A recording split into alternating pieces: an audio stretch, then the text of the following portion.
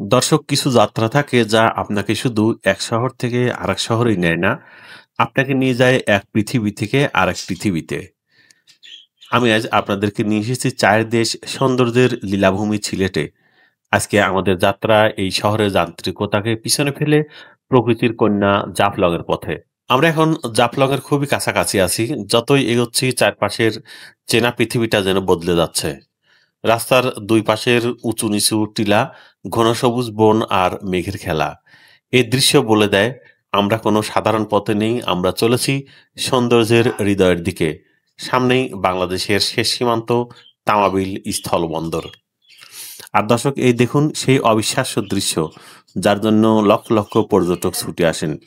একপাশে বাংলাদেশের সর্পিল সবুজ পাহাড়ি রাস্তা, আর সীমান্তের ঠিক ওপারে দেখুন ভারতের মেঘালয় রাজ্যের সেই দৈত্যাকৃতি বিশাল বিশাল বড় পাহাড়, যেখানে আকাশ ছোঁয়া কোনো প্রাচীর দিয়ে প্রকৃতি নিজেই দুটি দেশকে আলাদা করে রেখেছে। এই বিশাল কালো পাহাড়ের সামনে দাঁড়ালে নিজেকে কতটাই ক্ষুদ্র মনে হয় তা ভাষায় প্রকাশ করাই কঠিন।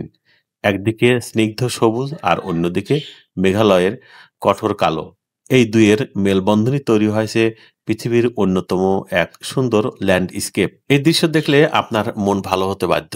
এখানে এলে মনে হয় জীবনের সব ক্লান্তি, সব হতাশা যেন এই পাহাড়ের গায়ে মিলিয়ে যায়। এই বিশুদ্ধ বাতাস যখন আপনার মুখে এসে লাগবে, তখন মনে হবে যেন প্রকৃতি নিজেই আপনার আত্মাকে পরিশুদ্ধ করে দিচ্ছে। এই রাস্তা শুধু একটি পথ নয়, এটি একটি থেরাপি।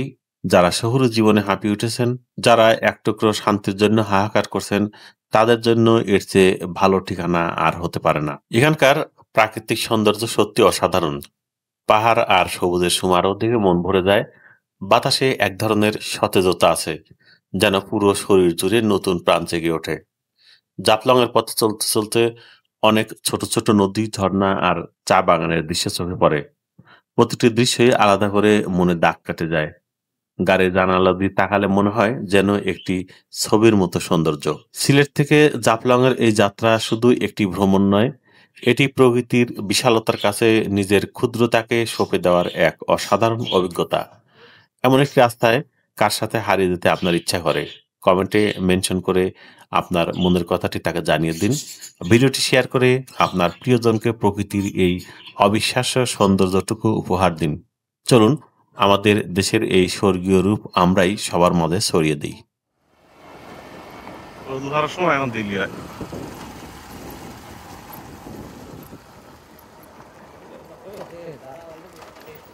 হুম।